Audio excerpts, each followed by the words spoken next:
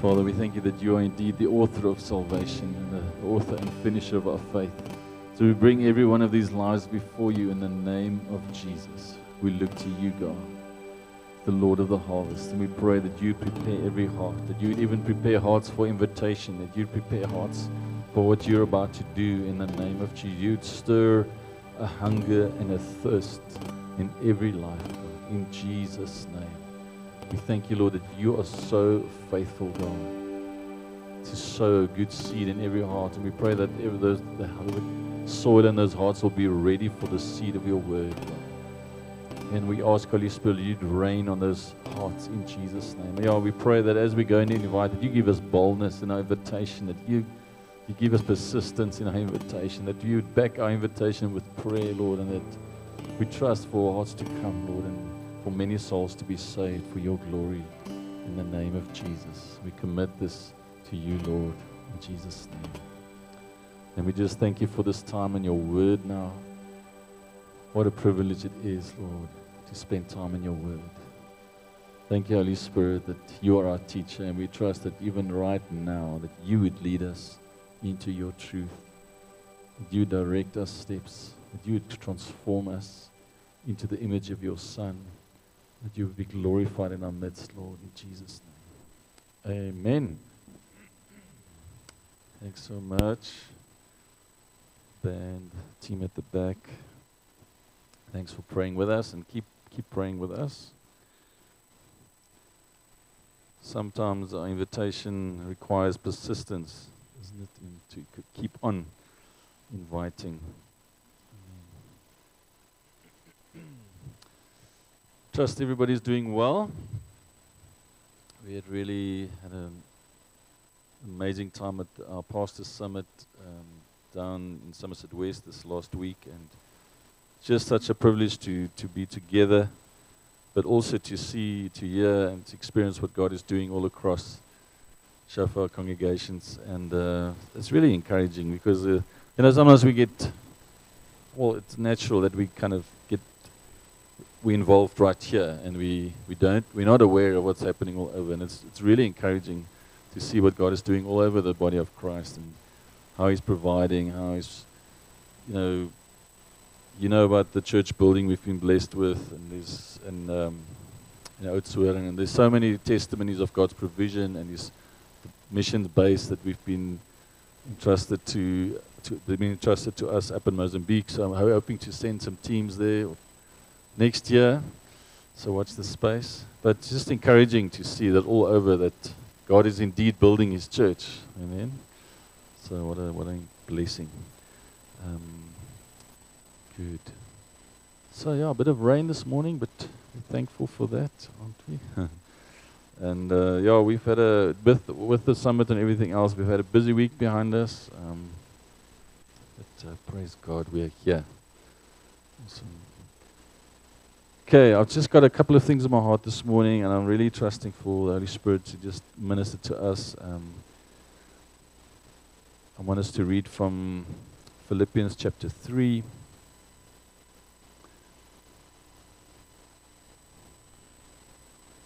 So we see the Apostle Paul writing to the Philippian church, and just before this, he kind of gives a bit of a glance into what his life was like before coming to salvation. And he's having achieved quite a lot, and having been, like he says, a Pharisee of the Pharisees, and well educated and doing well for himself, on many levels very successful. And then he continues here in verse 7. He says here, "But whatever were gains to me, I have now considered loss for the sake of Christ. What is more, I consider everything a loss because of the surpassing worth of knowing Christ Jesus, my Lord, for whose sake I have lost all things. I consider them garbage, that I may gain Christ and be found in Him, not having a righteousness of my own that comes from the law, but that which is through faith in Christ, the righteousness that comes from God on the basis of faith." Let's continue. And then he says, I want to know Christ. Yes, to know the power of his resurrection and partake and participation in his sufferings, becoming like him in his death, and so somehow attaining to the resurrection from the dead. Not that I have already obtained all this, or have already arrived at my goal, but I press on to take hold of that for which Christ Jesus took hold of me. Brothers and sisters, I do not consider myself yet to have taken hold of it, but one thing I do, forgetting what is behind and straining forward toward what is ahead, I press on towards the goal, to win the prize for which God has called me heavenward in Christ Jesus. There's a lot in here. So the first thing I want to ask us, when we get born again, so at that time we recognize that the path that I am on leads to death. When we have that conviction to realize, wow, the trajectory that I am on is going to end me up in hell. I'm not going to end up with God. And we recognize that I need salvation. That moment when we turn from pursuing the things of the world, pursuing our own kingdom and our own plans, and we call on the name of Jesus. By faith we are saved. We turn around, we confess our sins, we repent of our sins of our past, and we turn around and we now follow Christ as Lord and Savior. From that moment, I want to ask this question: do we, in our thinking, sometimes see that being born again as a destination that we have arrived at? Or do we sometimes relate to it as like a task completed? Because now I have peace now, and I have joy, and I have now received salvation. Amen? So isn't it easy for us to sometimes think of it as well, okay, this part is now sorted in my life, and I have got now a relationship with Jesus. And it's so easy for us to actually come into a place where we feel that that part is kind of done. Or maybe it's because we're busy. We want to put a tick next to something, you know. What I want to hold before us this morning is, or should we rather look at that moment of being born again as that moment when we hear the starter's gun and we actually start the race? That is that when you're on the blocks, when you're going to do a swimming race or something, or you in the blocks on the athletics track, and you hear that gun, you're ready, and then you hear that starter's gun, and off you go. Isn't that more an apt picture in terms of I have now started the race? The best is yet to come. There's this incredible journey that lies ahead. There's this incredible adventure that lies ahead. I've not arrived yet. Yes, I have been going in a wrong direction, and I have come from darkness into light, but now the journey has started. Amen. And so I want us to look a little bit further on that, and if we compare it with the nation of Israel that comes out of Egypt, think about it. They had a bit of a journey, right? They had hundreds of years of slavery, being enslaved as a nation, coming out of that legacy of slavery. Then the Lord delivers them out of slavery, which is the picture of us being delivered out of slavery to sin and death, right? So then He delivers them out of that. But they maybe, like, on their first day and a half, they already realize this is not going to be it's not going to all just be roses. There's going to be some challenges, because what happens, the army of Pharaoh comes after them, right? And then they face the Red Sea, and the Lord has to take them through those waters, which are a picture of our baptism, when we are coming through the waters.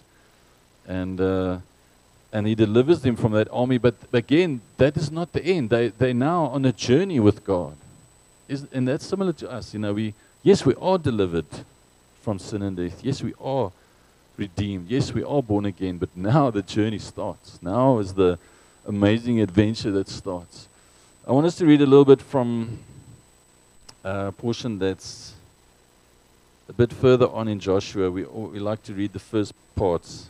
But I want us to read this bit here where they are now in the promised land, right? So but they're still in this journey. They're busy busy dividing up the land between the different tribes. It's actually quite amazing how intricate and how detailed it is. I just want to read the one part here, and then I'll move on to a further part in Joshua chapter 14. So we read here from 14 verse 1. Now these are the areas the Israelites received as an inheritance in the land of Canaan, which Eleazar the priest, Joshua the son of Nun, and the heads of the tribal clans of Israel allotted to them. And then you should go and read, because it's detailed. It's like, okay, from here to here, this river, this border, it's quite specific, quite detailed. It's laid out. But I want to get to this point here where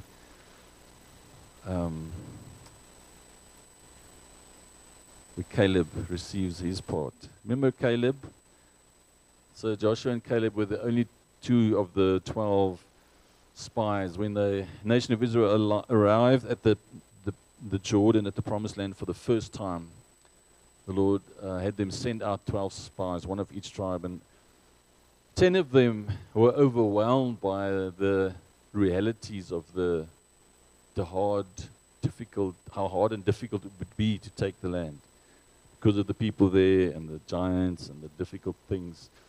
And they were overwhelmed with fear, right? And they were overwhelmed with the realities of life, okay, which we can relate to that, can't we? But it was only Joshua and Caleb that were able to look through the eyes of faith and to say, wow, this is a good land. Yes, there are hard things here. There's going to be some tough things to face, but this is our inheritance. This is a good land. So then, because the rest of the guys were in fear and they managed to sway the nation to actually rebel against God, to actually say, well, Lord, we don't know if this is a good thing. Because of that, that's where the journey through the wilderness started, that 40 years of going through the wilderness, so that generation that was not able to walk in faith, so that they could basically pass away, so that the new generation could then enter. But it was only a Joshua and Caleb that was left, right?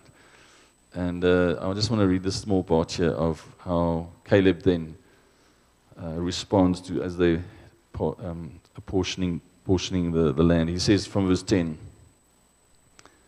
"Now then, just as the Lord promised, He has kept me alive for 45 years since the time He said this to Moses, while Israel moved about in the wilderness. So here I am today." Okay, so I think he was 40, at the first time. And he said, "Here I am today, 85 years old. I am still as strong today as the day Moses sent me out." Okay, this guy is ready for action. 85, all right. "I'm still as strong today as the day Moses sent me out. I'm just as vigorous to go out to battle now as I was then. Now give me this hill country that the Lord promised to me that day. You yourself heard then that the Anakites were there and that their cities were large and fortified. But the Lord helping me, I will drive them out, just as He said." So this is something we can see here. This guy is still full of faith. Now he's 85 years old, and I'm trying to put myself into his shoes. Because remember, he was not the negative one the first time around. He was the one that's saying, "Guys, let's do this."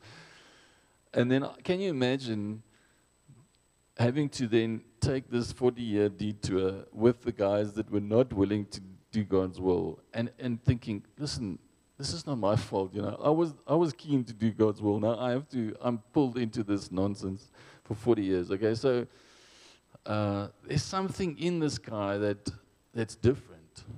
Firstly, he's still full of faith. He's not discouraged. He's not despondent. He's not full of offense and bitterness because having to trek through the wilderness for 40 years. He's kept his devotion to Christ, to God, and to his purpose, and he's still full of faith in the inheritance that God has promised him. Now, one of the things that I'm holding before us this morning is, are we able, like Caleb, to stand on the promises and the inheritance that God has prepared for us? What would that entail? Because he's saying, give me the hill country that the Lord promised to me that day. So he knows specifically the territory that he's trusting for and that God promised to him. Are you with me? So if somebody were to ask you today, what is the inheritance that God has prepared for you and your family in a spiritual sense? I want to pray with you in that. Let's stand on his promise. Some of us are going to be struggling a bit. I'll have to go and think about that, all right? But I want to encourage us. How powerful is it that because he knew the promises of God, he was able to then say, you know what, God has promised it to me that day, and I will still trust in God today, even though this is the hill country. This is not the easy part. This is the hard part of the nation, and we'll get to some of the challenges that they faced. Cities large and fortified, etc. They're saying, this is the inheritance that God has prepared for me and my family. So that's my first challenge to us. Are we wrestling with God enough? Are we spending time in his presence that we have a conviction of what it is that God has prepared for us? For me and my family, part of this local body of believers, this family of faith. And I believe that has a massive implication in the way we live. Because if I'm not convicted that winning souls and reaching families is part of reaching colleagues and friends in our community is part of our inheritance, I'm not going to go looking for it. Amen? But if I'm convicted and convinced that part of a redemptive inheritance that God has for me and my family is for us to reach others and to be salt and light and to see communities transformed and to see my workplace changed and wherever I am to see the kingdom of God coming there, if I'm convicted this is my inheritance, guess I'm going to approach it differently. Are you with me? So what is that? And let's wrestle with the Lord to a place where we can have the conviction that this is indeed what God has prepared for us. When we pray for our children, sometimes it's not all peace and quiet in the mornings in the house. Okay, let's just be real. Sometimes it's crazy. If one of our kids, sometimes more than one than the other two, but in any case, if they come in the morning before school, so they forgot about this project or they forgot about this thing that they have to have, sometimes they have to dress up like a figure of speech or something, and they're like, okay, it would have been helpful to have like 15 minutes to do this, but now, obviously 2 hours would have been great, but now I've got 5 minutes to figure out how to dress you up as a figure of speech. Anyway, so sometimes it's not all great. So sometimes we do our prayer for the kids in the car, amen, on the way. But part of that prayer is, Lord, give us the grace to share your love. Help us, give us discernment to how can we reach those that you've put around us? Because that's part of what we're trusting for that day. Amen? It's part of our inheritance. It's part of what we're trusting for. So we see this, Caleb, he is focused. And he might be old, but he's not finished. He's ready. Amen? So encouraging, so challenging at the same time.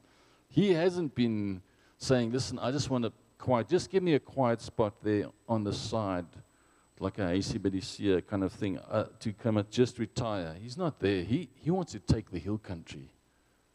He wants to possess the land that God has promised him. And he's not going to let anybody's lack of faith discourage him. And he's just as full of faith and that he was as he was 45 years ago.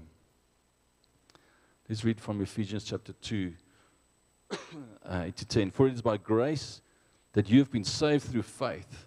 It's not from yourselves. It is a gift of God, not by works, so that no one can boast. For we are God's handiwork, created in Christ Jesus to do good works, which God prepared in advance for us to do.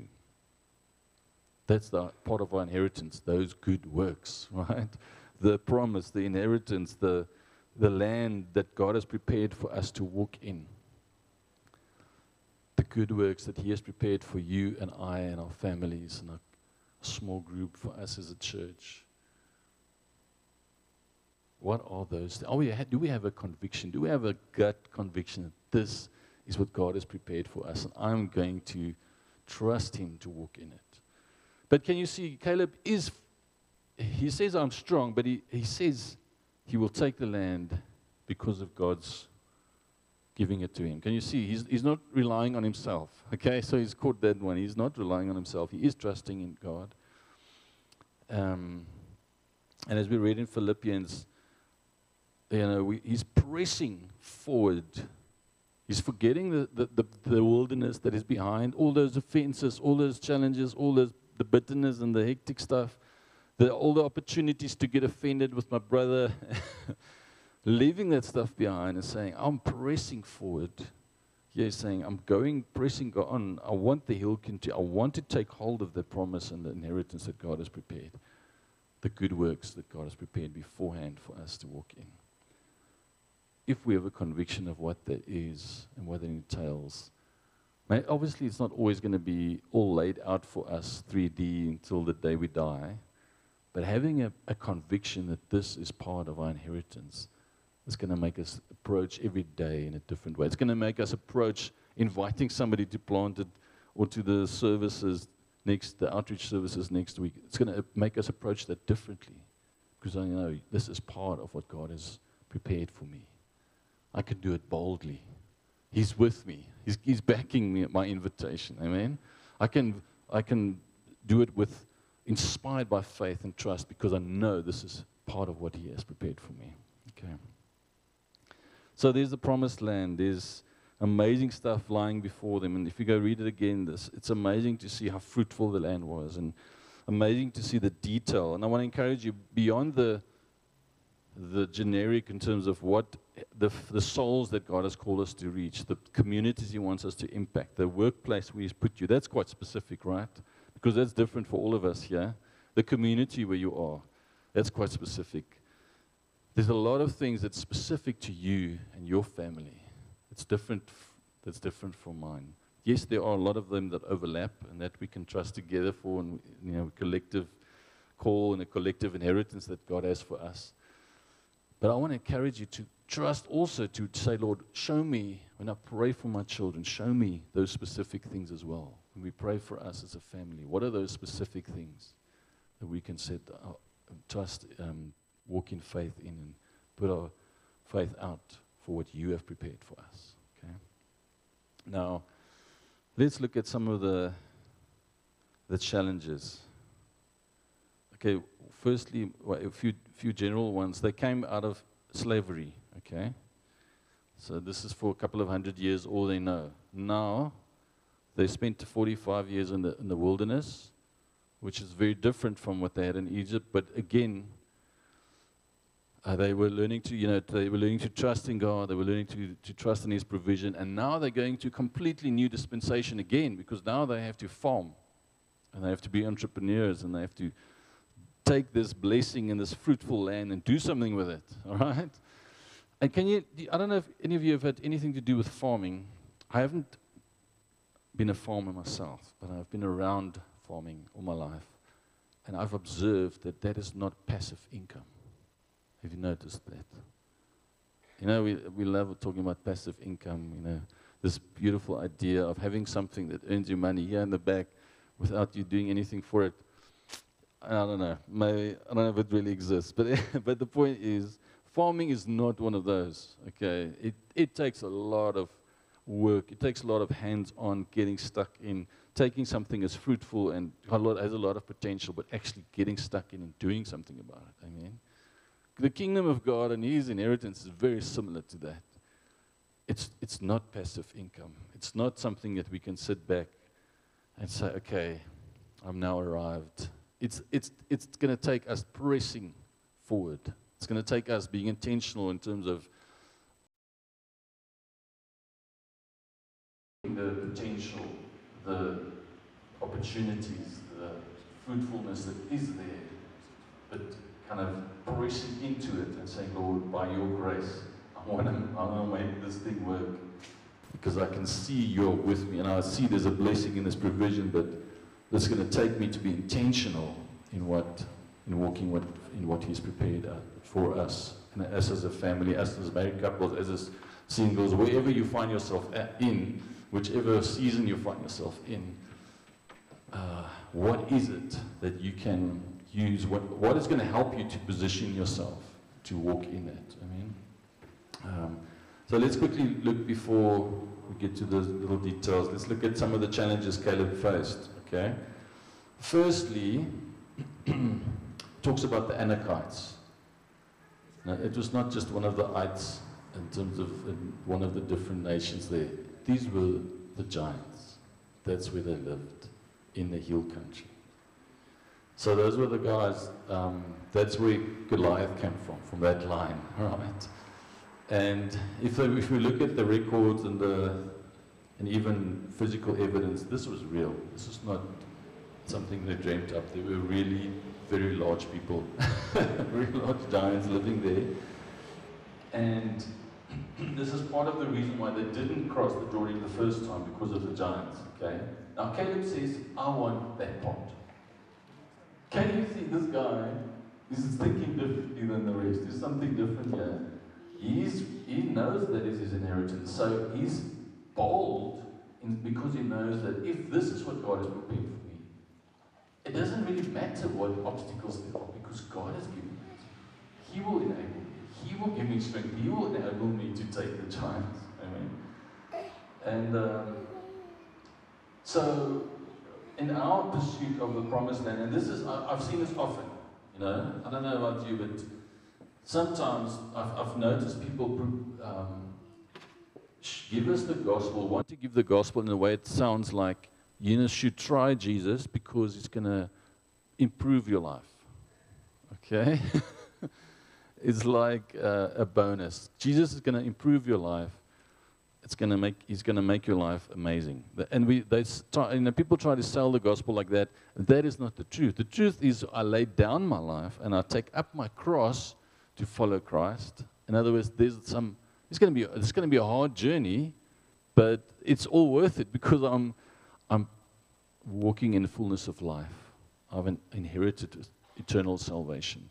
But the reality is that there are tough things in our journey of following Jesus. And sometimes, you know, we turn from Egypt in our faith walk, we're walking with Jesus now, and we expect roses, and then we come to the first giant. And we're like thrown off, and we're like, what is going on? We didn't expect this. Where's this guy coming from? Imagine you're entering this, and you're expecting this beautiful farmland that's already farmed, that's already ready. You just have to go and pick the fruit, okay? And you arrive there, and it's hill country, and there are giants. Can you see that that is opportunity for discouragement, all right? So when we're pursuing the purposes and the inheritance of God, no, there will be giants. Don't get surprised. And when the giants arrived, don't get thrown off. Like Caleb's ready. He says, I want that country where the giants are. It's the hill country. It's hard to farm there. There are giants there, but God has promised me this land. I'm going to take it with both hands. Amen. So yes, there are going to be tough things when we move into what God has prepared. It's going to happen. But because He has promised it, because He enables us, because He empowers us by His Spirit, we do not have to be afraid.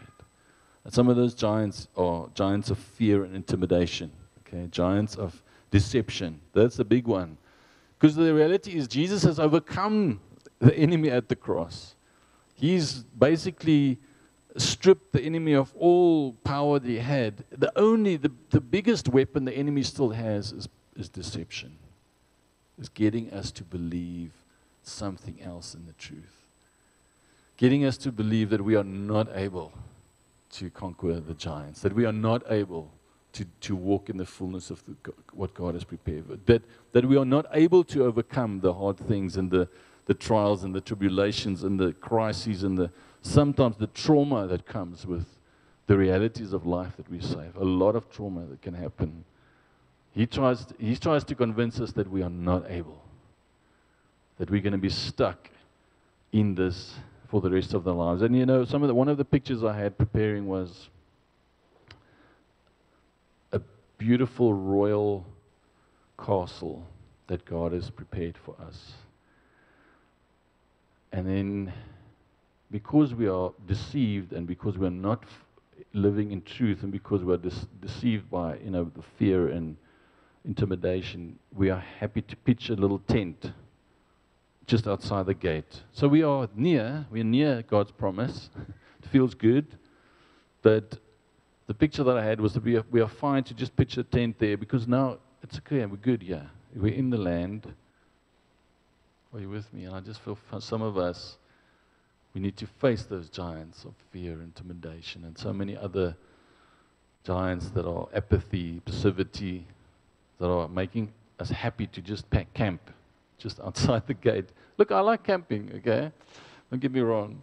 But if it's a permanent arrangement and there's just a beautiful house or something next door, okay? So what I'm sensing is that are we settling for something that is just surviving? Or are we ready to take a hold? Are we are we pressing forward into what God has set out for us so specifically? So they had to come out of that survival mentality, out of that having to just make it as a slave, now coming into a place of being co-heirs, being heirs and landowners. Same with us. We're coming out of being enslaved to sin and death, and now we have to make a massive shift. Because thinking of surviving as a slave is different to being a co-heir with Christ. Very different. Are you with me? So make sure that you position yourself in a place that you can make those shifts. So where does that happen? It happens in the Scripture, right? It happens when we immerse ourselves in the Word, when we immerse ourselves in the presence of God, when we allow Him to make that shift in our hearts and minds. We get into the encounter series, get into small group, surround ourselves with others that are also making that shift or are, walking in that road. Bible school, getting yourself in there, because we are challenged by the Scripture when we engage with the Scripture. And if you're not reading the Scripture to a point where it challenges you to change, then maybe you need to shift the way you engage with Scripture.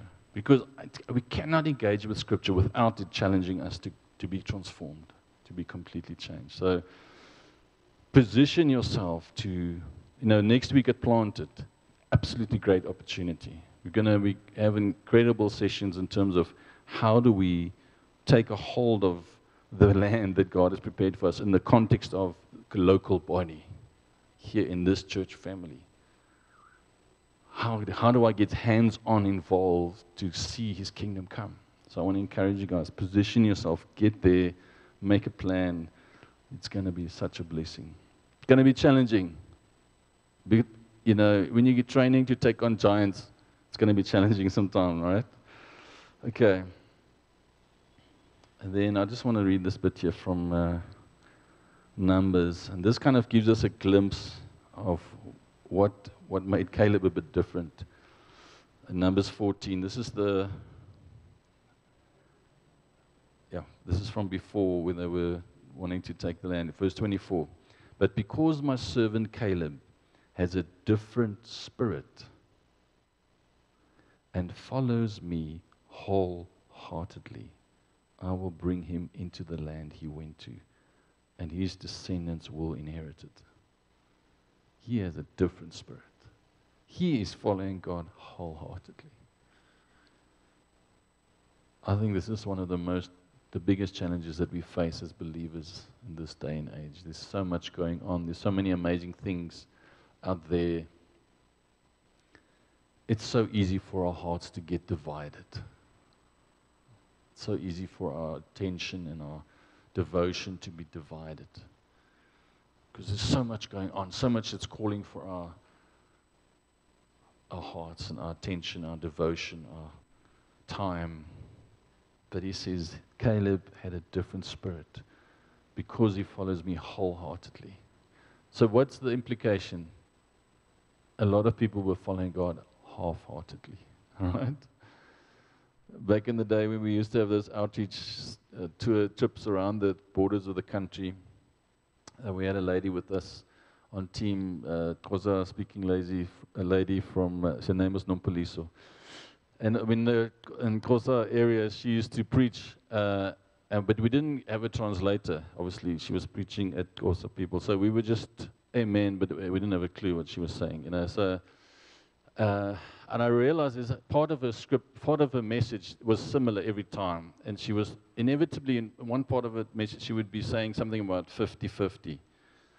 And then I was like, that's the only part I could understand. So then at one point I asked her, Nompi, what does that mean? What are you telling the people when you're talking about 50-50? And then she says, I'm telling them that you cannot have one foot in the world and one foot in the kingdom. You cannot be serving ancestors and worshiping ancestral spirits and worshiping Jesus. You cannot have one foot in your past and past life and one foot in the kingdom. You cannot do it 50-50. I said, wow, that's so powerful. And this is what I think of when I think of half-hearted and wholehearted. Is that how often do we come out of Egypt, but there's still part of us that there's some stuff that we still like there, right? And we see this, we see the Israelites wrestling with that as well in terms of, there was meat there and there was all these good things. They kind of forget that they were literally being beaten as slaves every day. They just think of the good things. Isn't that typical humanity? But we cannot serve God half-heartedly. If we're doing half, it's not really serving Him as Lord, is it? I've still got one foot here. And I'm trying to serve God with the other half. It's not going to go well. But Caleb had a different spirit, and I believe by the grace of God and the empowerment of the Holy Spirit, we can serve God wholeheartedly. It doesn't mean we're not going to face difficulty. It doesn't mean we're not going to fall and have challenges and have to get up again. But by the power of the Holy Spirit and His grace that is sufficient for us, we can serve Him wholeheartedly, all right? And then we really enjoying the 260 challenge. And I'm also reading another program which we just finished, the Old Testament a couple of weeks ago. And so let me give you a quick rerun of the Old Testament. You know, you're worried about the time now. But no, so after this, after them entering the promised land, there's a cycle that happens. So the cycle is this. The Lord tells the people, do not do the things that the nations around you are doing. Don't do that stuff. Okay, that's what He says. This is the dumbed down Yaku version. Okay, then He says, then they do the things that God says they shouldn't do. So they start worshiping idols. They start doing intermarrying. It just goes pear-shaped. Then it goes up to a point where it gets so bad that God has to intervene. Okay, and then it intervenes in different ways. Judges, kings, prophets, all kinds of things. Then them taking into bondage. But there's the cycle of God intervenes. People realize what they've been doing. They turn back to God, and then things go well. Okay, and then the cycle repeats itself. And then things don't go well because then they start doing the stuff again. Are you with me? So that's kind of the cycle. And that carries on until Jesus comes back. Until Jesus comes the first time. Okay. So this is something what we can learn from. And I just want to mention this because this is a part of taking the promised land is that we tend to do the same things. So these are written down for us to learn from. So it says, do not conform. Okay, let's read Romans 12, This is the New Testament version of what he was telling the Israelites. Therefore, I urge you, brothers and sisters, Romans 12:1, in view of God's mercy, to offer your bodies as a living sacrifice, holy and pleasing to God. This is your true and proper worship. Do not conform to the pattern of this world, but be transformed by the renewing of your mind. Do not conform.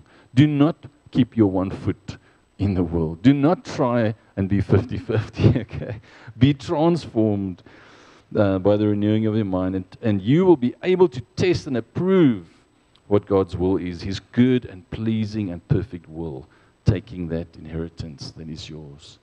But it cannot happen if you are conforming, all right? Now, one of the words we had in prayer beforehand was that often we get entangled. We are entangled with stuff around us, stuff from the world, all right? And this is what happened to the Israelites, and this is what so easily happens to us, because we are living in the world.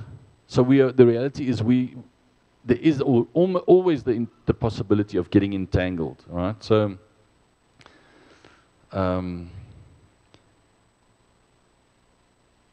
that entanglement, it pulls us again to that place where we are half-hearted in our serving God. Now, as the Israelites were entering the promised land, and God was telling them, don't do as the nations around you are doing. I can promise you this. They didn't say this in the word, but I'm pretty sure they did not have a meeting and decide, guys, we're going to do everything God has said, but this one thing, we're not going to pay attention to that. We're going to do like the other nations around us. It wasn't like that. Okay? It wasn't a deliberate, yes, one day they decided today. It was a slow fade in terms of, that looks nice. Maybe we should do it like that. Or that looks enticing. I'm going to try it like that. Or, are you with me? It's not something that you decide one day, I'm going to backslide and I'm going to do things the way, I'm going to conform to the world today. It's not like that. It's the small, little incremental compromises, the way we think, the way where we allow our heart to go, where we allow our thoughts to go, where we spend our time, our devotion. Are you with me? So it's small incremental slip. And when we look again, we realize, oh my goodness, how did I get here? All right. So I want to encourage us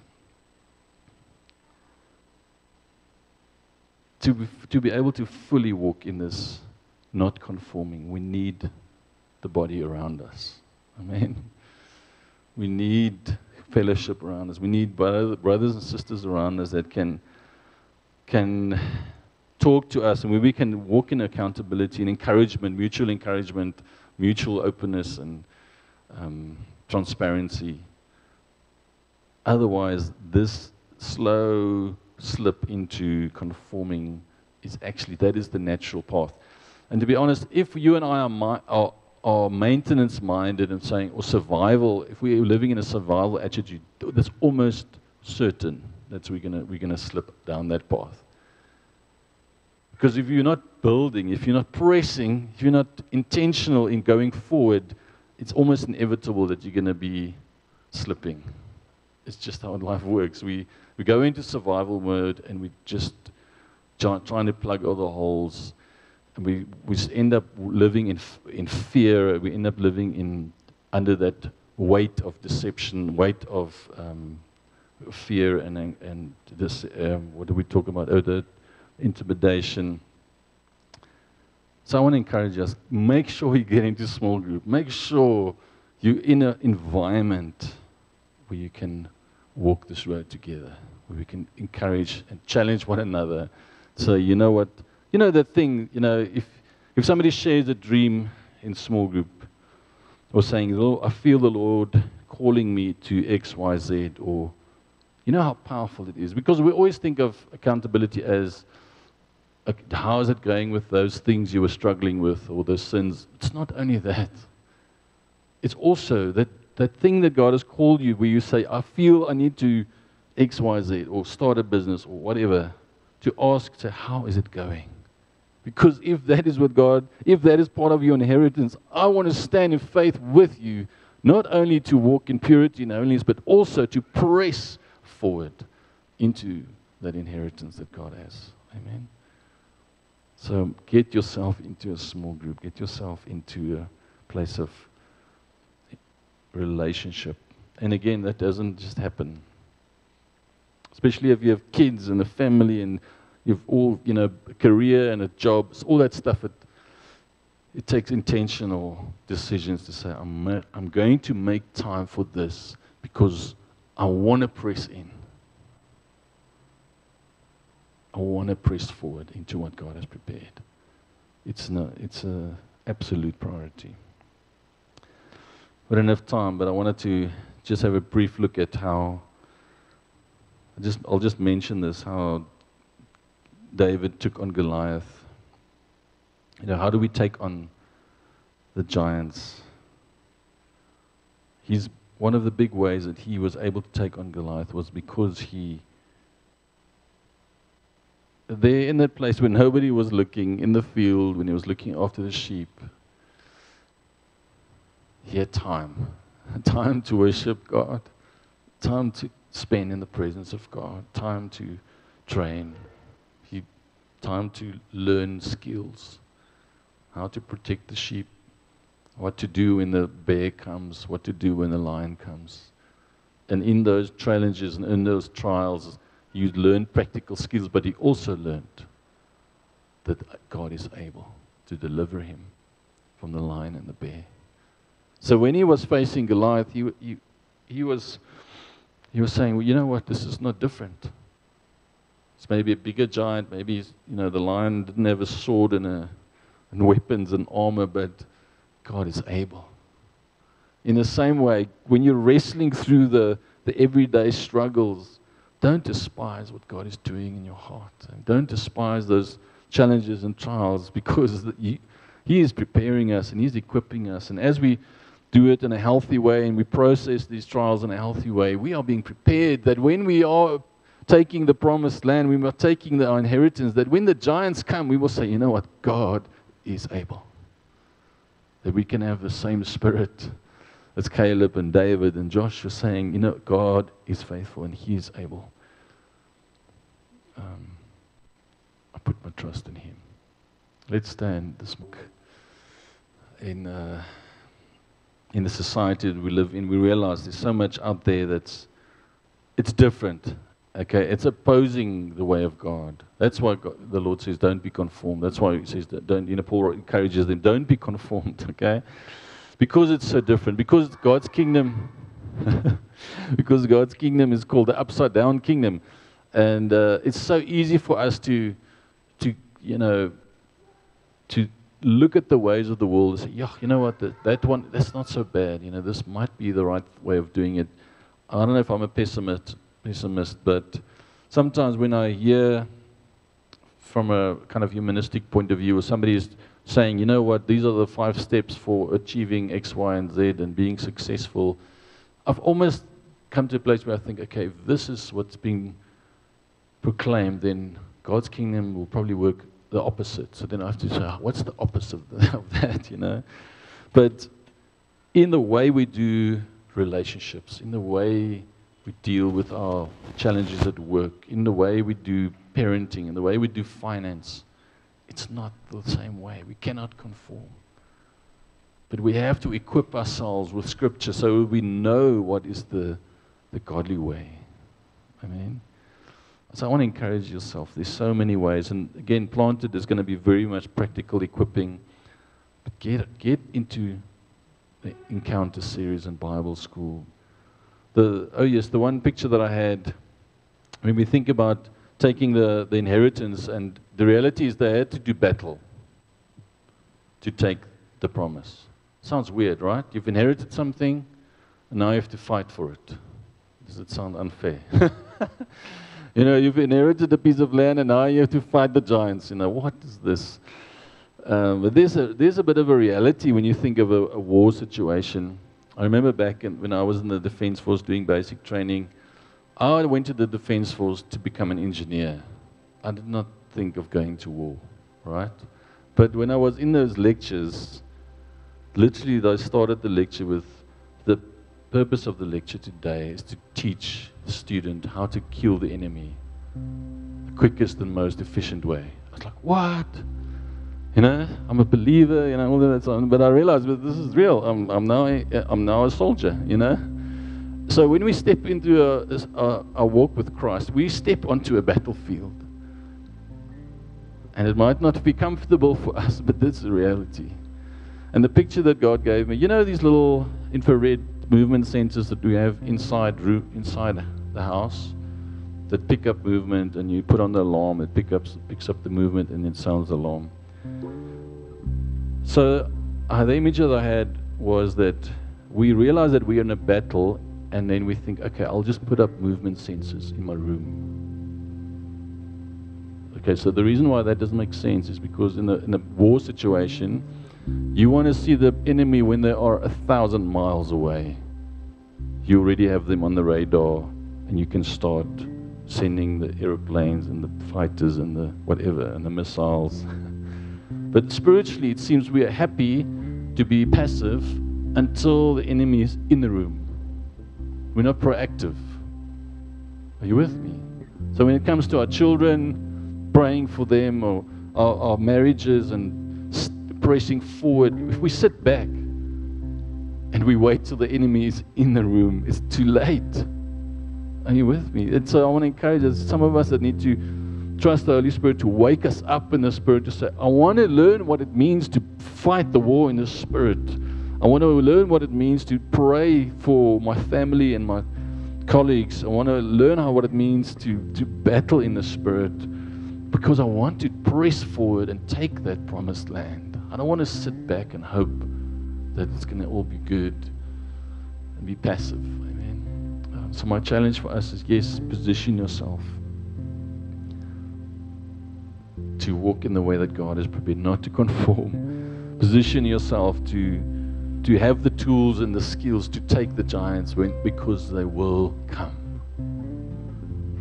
And don't wait till they are in the room. Amen. And if you say, I don't know how the spiritual warfare stuff works, start by coming to intercession. Start by joining one of the intercession groups weekly or the first Monday. Start with getting into Bible school and encounters, equipping yourself with the Word, so that you can press forward into that God has prepared.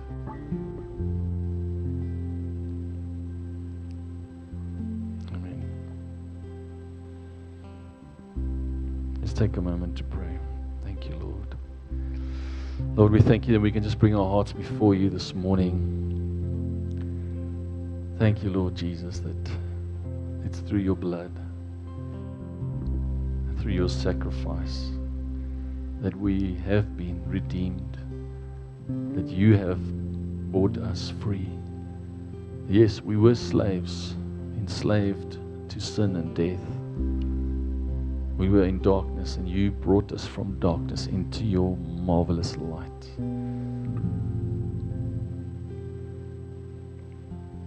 Thank you that you have paid that price for us, Lord.